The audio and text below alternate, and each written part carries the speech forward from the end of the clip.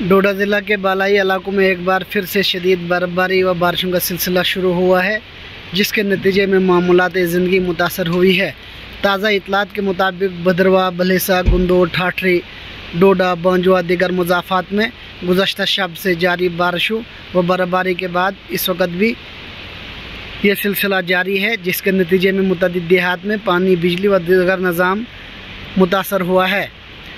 बर्फबारी व बारिशों से जहां दर्जे हरारत में नुमायाँ कमी वाक़ा हुई है, वहीं अंदरूनी देहात की राब्ता सड़कों पर भारी फिसलन पैदा हुई है, जबकि कई इलाकों में वाटर सप्लाई स्कीमों को भी नुकसान पहुंचा है।